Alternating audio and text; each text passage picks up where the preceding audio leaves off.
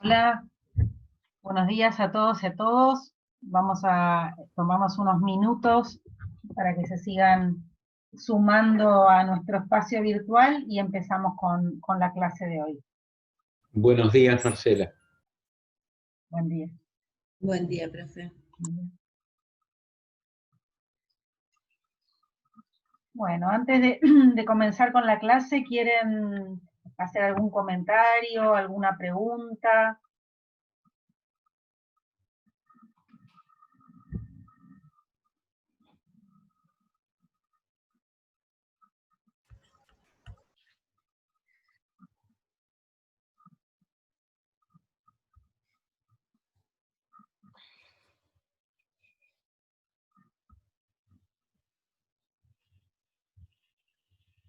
Bueno, voy a retomar unas consultas que me hicieron por el campus, que las vi hoy a la mañana y todavía no tuve tiempo de contestar. Espero poder contestarlas ahora. Voy a ver, de compartir la pantalla con ustedes, pues me preguntaban fundamentalmente sobre, las lecturas y la bibliografía. Como les comentaba la clase pasada, precisamente por las características del seminario, no tienen una lista exhaustiva y obligatoria de lecturas, sino que tienen lecturas sugeridas y bibliografía complementaria para ir siguiendo las clases, interiorizándose en los temas y a la hora de responder a la consigna de la evaluación poder estar familiarizados con los textos. Por eso voy a compartirles con ustedes el programa. Les voy a mostrar cómo lo pensé. A ver, vamos a probar. Acá está.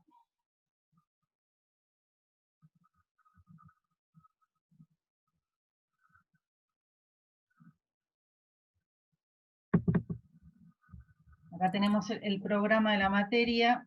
Esperen que... Como ustedes ya habrán visto, el programa está organizado en 3 unidades. Nosotros la clase pasada empezamos con la presentación de la unidad 1, la presentación histórica del psicoanálisis y sus efectos en el siglo XX, cómo nosotros pensamos la historia del psicoanálisis, estos 2 tiempos, lo que hablábamos, el contexto de Freud y nuestro contexto de lectura del psicoanálisis, y las distintas lecturas críticas sobre el aislamiento de Freud y el mito del héroe solitario que vamos a ver en la clase de hoy. Esta es la unidad 1, la unidad 2 nos vamos a concentrar en la relación entre Freud y Jung y los comienzos del movimiento psicoanalítico, y en la unidad 3 vamos a trabajar con la historia de los sueños, desde una perspectiva freudiana, pero abriendo a otras lecturas. En relación a esto, la bibliografía del programa está organizada con lecturas sugeridas para la unidad 1 del programa del seminario, que esto es lo que vamos a ver en la clase de hoy y en la próxima clase, que son los 3 textos de Freud que les mencionaba la clase pasada, 5 conferencias sobre psicoanálisis, contribución a la historia del movimiento psicoanalítico y la presentación autobiográfica. Esto como bibliografía fuente o bibliografía primaria, y como bibliografía complementaria, como bibliografía secundaria, el capítulo 7 del texto de Lemberger y el capítulo de Jones sobre el fin del aislamiento. Estos 2 textos serían 2 textos de lo que yo les comentaba la clase pasada, bibliografía secundaria, bibliografía que comenta, discute o analiza los textos freudianos. A partir de acá tienen varios textos de bibliografía complementaria, puse algunos, que son los que pude subir al Drive o encontrar en otros lugares. Hay muchísimo más de bibliografía complementaria. Después están las lecturas sugeridas de la unidad 2, que es lo que vamos a ver en la cuarta y la quinta clase, que tiene que ver con el capítulo de Lemberger sobre Jung, 2 textos de Jung, bibliografía complementaria, y sobre la unidad 3, lecturas sugeridas, Freud, y un texto de bibliografía secundaria, un libro muy lindo que se llama Soñar con Freud, Interpretación de los sueños y la historia del movimiento psicoanalítico, y bibliografía complementaria. También les comenté que me pareció interesante encontrar algunos recursos que yo compartía dando clases presenciales. Está la primera película que cuenta un tratamiento psicoanalítico en 1926, Misterios de un alma. La clase que les comentaba, de este arquitecto español sobre la Viena de Freud, que van a encontrar en YouTube, una entrevista a Jung de la BBC, y unas actas sobre el surrealismo y el sueño, que tiene unas imágenes realmente maravillosas que consiguió una alumna el último cuatrimestre del año pasado y que compartió conmigo. Entonces, para que quede claro, esta es la bibliografía sugerida y la bibliografía complementaria que también pueden ustedes encontrar en otros ámbitos. No está cerrado el campus de la bibliografía. ¿Quedó un poco más claro en relación a las preguntas que habían planteado con respecto a la bibliografía? ¿Alguna consulta sobre esto?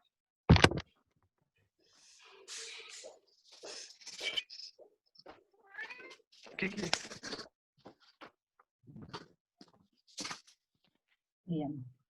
Bueno, igualmente si hay consultas, se les van ocurriendo, las van pensando, las van planteando. Rápidamente voy a retomar algunos de los temas planteados en la clase pasada para poder empezar con la clase de hoy. Con esto voy a ir muy rápidamente. En esto habíamos quedado los 3 textos que yo les había sugerido para leer, en esto habíamos quedado la clase pasada.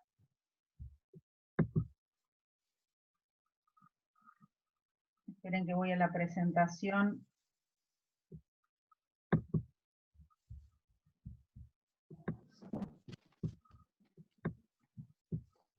Quiero ponerlo, a ver, en modo... ¿Lo pueden ver? No, discúlpenme. Me parece que no me olvidé de compartir pantalla. A ver, discúlpenme, estaba abriendo... No se ve. Ahí está. Esperen. Estoy aprendiendo a manejar todo esto. Así que Ahí se ve. Ahí se ve. Paciencia, ahí se ve. Con razón no me voy a... Bueno, a ver si puedo... no logro ponerlo en modo completo. Nada, brevemente, como habíamos empezado la clase pasada con esta cita de este poeta inglés, con esta introducción de Freud como un clima de opinión bajo el cual conducimos nuestras vidas. A partir de ahí habíamos ido hacia atrás en la historia del psicoanálisis para trabajar con, plantear una introducción posible, arbitraria, como todo comienzo, azaroso, que tiene que ver con la introducción del término psicoanálisis por Freud en 1896, en este texto, La herencia y la etiología de las neurosis. Habíamos visto como para Freud, originalmente el psicoanálisis es un nuevo método terapéutico que tiene que ver con la exploración del inconsciente y el origen sexual de los síntomas.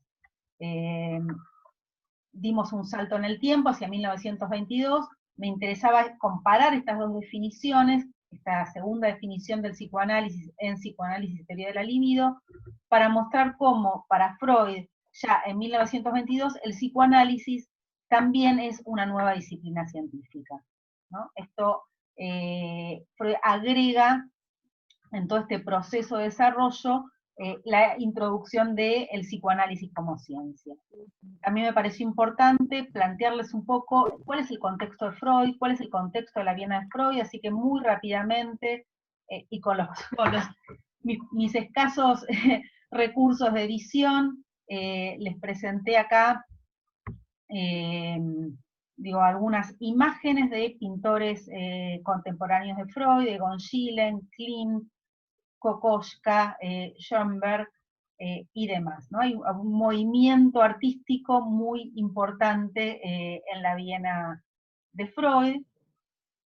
Seguimos con un historiador contemporáneo del psicoanálisis, George Macari, y este modo que a mí me pareció muy útil de pensar la historia del psicoanálisis. Vamos a ver cómo Freud retoma no es que Freud retome, Macari retoma de alguna manera lo que Freud plantea en Contribución a la historia del movimiento psicoanalítico, estos tres momentos: el momento de la creación del psicoanálisis, y también me pareció importante subrayar cómo para Macari no es que Freud crea de la nada, sino que crea a partir de tres tradiciones preexistentes que tienen que ver con la psicopatología francesa, la psicofísica alemana y la sexología, y a partir de ahí poder distinguir entre la historia de Freud y la creación del psicoanálisis, la historia de los freudianos, y la historia de las primeras 2 décadas del siglo XX, ahí vamos a ir hoy, a la historia de los freudianos, y a los comienzos de la historia del movimiento psicoanalítico, en la cual nosotros estamos incluidos. En relación a esto, yo cerré la clase con este tema, y les sugerí leer estos 3 textos de Freud. Para precisamente lo que les propuse la clase pasada, fue tratar de leer cómo Freud cuenta la historia del psicoanálisis. Quizás no tanto centrarse en los contenidos de lo que Freud señala, sino cómo la cuenta, qué elige, por dónde empieza, qué subraya, con quién discute, qué es lo que está planteando. ¿Por qué elegí este texto, Psicoanálisis de Freud? Porque precisamente son 5 conferencias que Freud va a dar en Estados Unidos. Fue la primera y única vez que Freud viajó a lo que en aquel momento se llamaba el Nuevo Mundo, y Freud va a decir que esta es la primera exposición sobre el desarrollo y el contenido del psicoanálisis. Él plantea esto en su autobiografía. Y me pareció muy interesante, si bien Freud habla de lo mismo, me pareció interesante como ejercicio para ustedes, que ustedes pueden comparar esta presentación que hace Freud del psicoanálisis en estas conferencias con la que va a hacer 5 años más tarde en Contribución a la historia del movimiento psicoanalítico, donde Freud va a decir, con respecto a qué es el psicoanálisis, Freud va a decir cosas similares sobre qué es el psicoanálisis, pero van a ver ustedes que va a haber diferencias importantes en el tono, en la forma, en el estilo de Freud, y esto es lo que me gustaría compartir y discutir con ustedes. Vamos a empezar entonces con psicoanálisis, y siguiendo de alguna manera con lo que les planteaba de cómo pensar la historia del psicoanálisis, bueno, vamos a contextualizar estas conferencias. No son cualquier tipo de conferencias, sino conferencias en las cuales Freud fue invitado a Estados Unidos. Hay, en las distintas historias del psicoanálisis, tanto en el texto de Macari, en el texto de Rudinesco, que yo les dejé en la bibliografía, en el texto de Jones, hay referencias, el Enbergen mismo, hay referencias a este viaje de Freud a Estados Unidos. Me parece que hay que situarse en este viaje de Freud a Estados Unidos. Freud no viaja solo, Freud viaja con Jung, con el famoso Carl Jung, viaja con otro discípulo, viaja con Ferenczi, viajan los 3, y creo que también estaba Jones, Ernest Jones en este barco, viajan a Estados Unidos, y como ustedes se imaginarán, viajar en barco no era lo mismo que viajar en avión. Este viaje llevó más de una semana, se embarcan en Bremen, en un transatlántico, en un muy lindo barco, y lo que hacen, ¿qué es lo que hacen todos ellos durante el viaje? Imagínense, adivinen qué es lo que hacen durante el viaje, se cuentan y se interpretan sueños todo el tiempo, ¿no? ¿De qué hablan? De sus sueños, de sus interpretaciones, y también esto es a modo anecdótico, pero para ir situándonos en ese contexto, la noche previa a la partida, parece que Jung, que había dejado de beber por un tiempo, decide volver a beber con la emoción de la partida, y en el calor de la jornada empieza a contarle a Freud, entre otras cosas, esto es lo que se rescata de esta historia, una historia de 2 momias momificadas que habían encontrado en unas turberas en Alemania, y no sabían cómo habían muerto estas personas, y empieza con la historia de las momias, parece que con tanta maestría en su relato que finalmente Freud se desmaya. Este dio cuenta también en la historia de las anécdotas del psicoanálisis, el primer desmayo de Freud frente a Jung, que cuando Freud se despierta este desmayo, como no puede no interpretar qué es lo que le sucede, le interpreta a Jung que había proyectado, Freud había sentido el deseo de muerte del discípulo frente al maestro, del hijo frente al padre, y esto es lo que causó, este deseo de muerte de Jung es lo que causó el desmayo de Freud. Bueno, esto lo cuento para situarnos en el contexto vincular de estos dos hombres. Obviamente Jung rechaza indignado esta interpretación, no obstante siguen contándose sueños y claramente para Jung el tema de los cadáveres, los cráneos, los vestigios de vidas anteriores, las momias, era un tema que realmente le interesaba. En aquel momento, después Jung va a decir retrospectivamente que en ese viaje empezó a darse cuenta de sus diferencias con Freud, pero que todavía no se animaba a enfrentar a Freud. Dice Jung, no me sentía con la altura necesaria todavía para plantarme frente a Freud. Abro un paréntesis, ya vamos a ir en, no la clase que viene, sino la otra, por pensar un poco la relación de Freud y Jung, las edades de cada uno, dónde se habían formado, cómo se encuentran, y claramente esta relación de Jung como un discípulo de Freud y la dificultad de Jung para poder decir en aquel momento ciertas cosas. Según Jung, es en este momento donde él empieza a pensar en este inconsciente colectivo, en un inconsciente que no es individual, que tiene que ver con la historia de la humanidad, un modo de pensar muy distinto a el de Freud. Finalmente, después de casi 8 o 9 días de viaje, llegan a las costas del Nuevo Mundo. Me llamó la atención la fecha, ¿no? El 29 de agosto de 1909, o sea que estamos terminando agosto, fueron, si no hago mal las cuentas, 111 años de esta llegada de Freud al Nuevo Mundo. También, cuando llega Freud, cuando divisan las luces de la Estatua de la Libertad, pareciera haberle dicho a Jung, esto es lo que cuenta Jung, si tan solo supieran lo que les traemos. Este es el relato de Jung. Freud le habría dicho a él, atisbando la costa del Nuevo Mundo, si tan solo supieran lo que les estamos trayendo.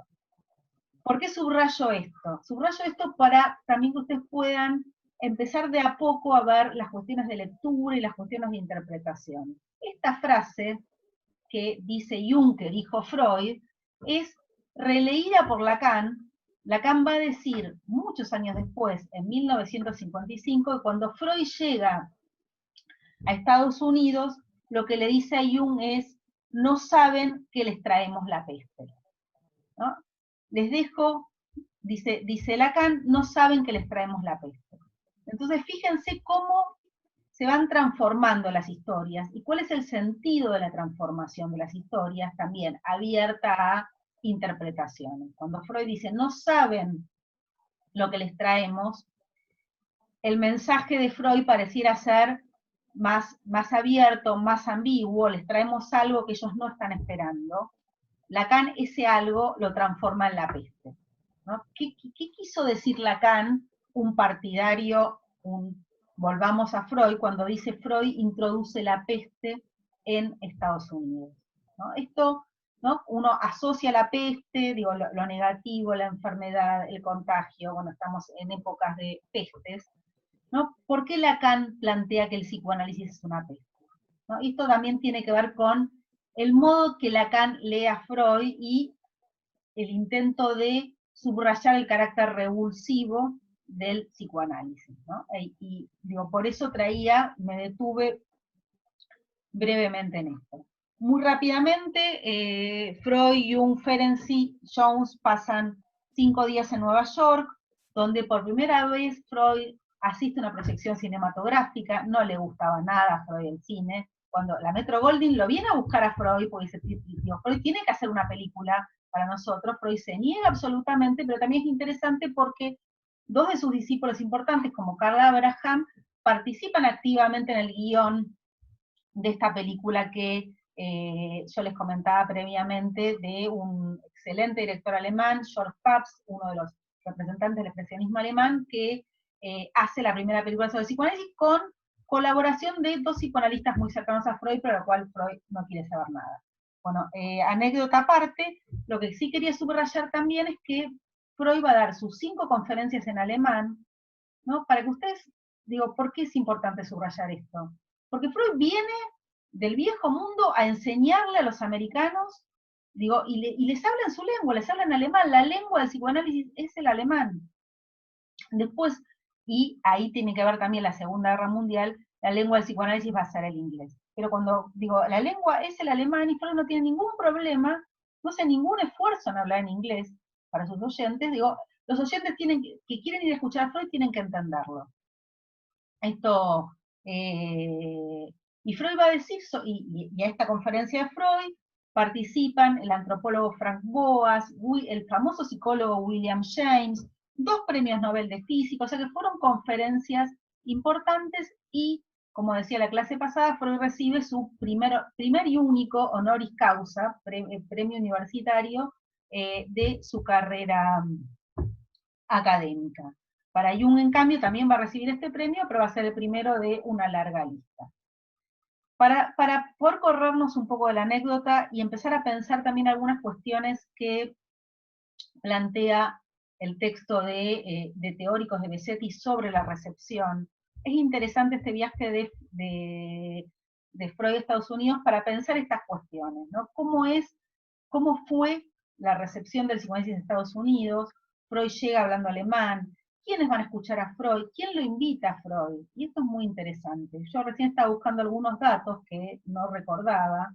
La persona que lo invita a Freud, que invita a Freud y a Jung a estas conferencias, es Stanley Hall, ¿no? ¿Y quién fue Stanley Hall? Stanley Hall fue uno de los primeros psicólogos norteamericanos, todavía no era psicólogo porque no existía la profesión de psicólogo. Stanley Hall estudia pedagogía, estudia fisiología, ¿y saben con quién estudia Stanley Hall? ¿Con quién va a estudiar Alemania Stanley Hall? ¿Dónde se forma? En el laboratorio de fisiología de Wundt.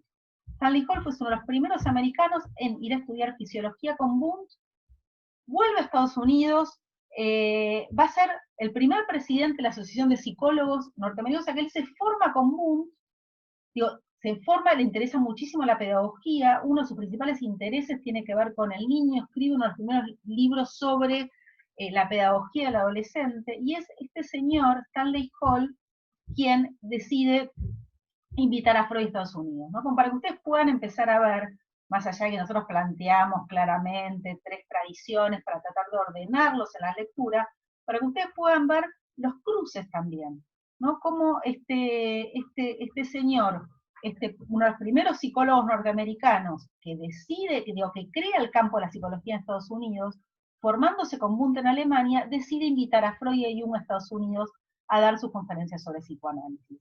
Esta me parece que es una historia, digo, también muy valiosa, la cual no me voy a detener, pero no quería dejar de subrayar, digo, la importancia de estos cruces que hacen a las historias disciplinares, ¿no? Como, digo, Freud es una figura bienvenida dentro de el campo de la psicología incipiente en Estados Unidos, ¿no? Bienvenida, recibida e invitada, ¿no? Porque ahí a Freud le sponsoriaron, a Freud y a Jung les sponsoriaron el viaje.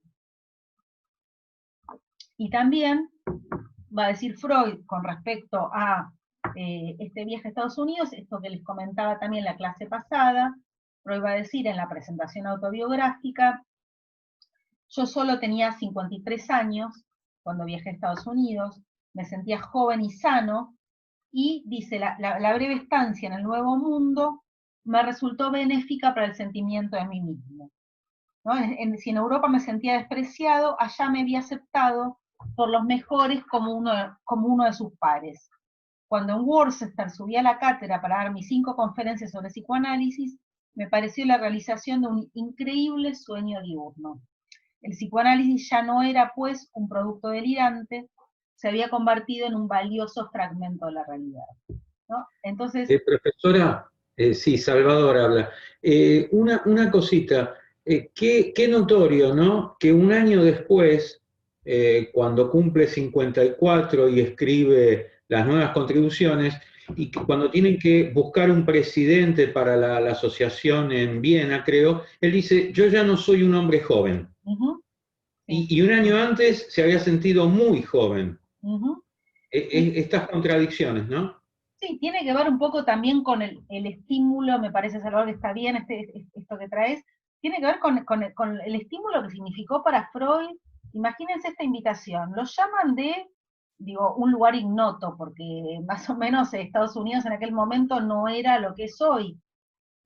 Un lugar, digo, lo llaman, lo invitan, le pagan el viaje, reconocen el psicoanálisis. Claramente fue un estímulo muy fuerte para Freud, eso es lo que hace que se sienta joven y sano. También es cierto que Freud se enferma poco después de esto lo cuenta Jones, empieza con los síntomas de cáncer. Ahora vamos, entonces empieza el proceso de Freud en este momento. Entonces, me preguntaban recién si podemos ubicar el año. A ver, el año en que Freud viaja a Estados Unidos es 1909. Todavía, digo, Europa era la Europa del siglo XIX. Todavía, piensen ustedes, estamos antes de la Primera Guerra Mundial, antes de lo que significó el quiebre de todo ese modelo, digo, tradicional europeo que fue la Primera Gran Guerra. Entonces, estamos en 1909, Freud viajando a Estados Unidos, invitado por Stanley Hall, uno de los primeros discípulos americanos de Wundt, en Alemania.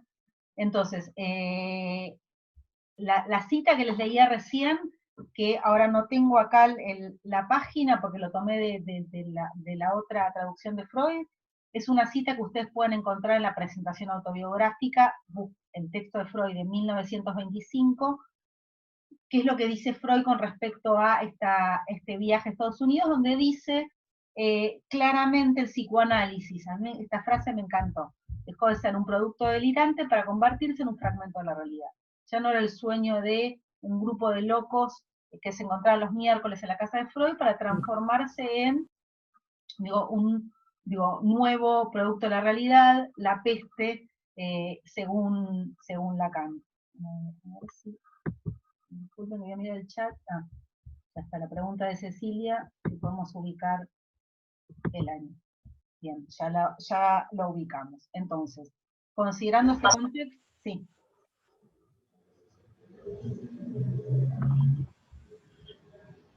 Esperen que el Zoom me está avisando que nos quedan 10 minutos. Bien, ¿alguna pregunta? No, profe.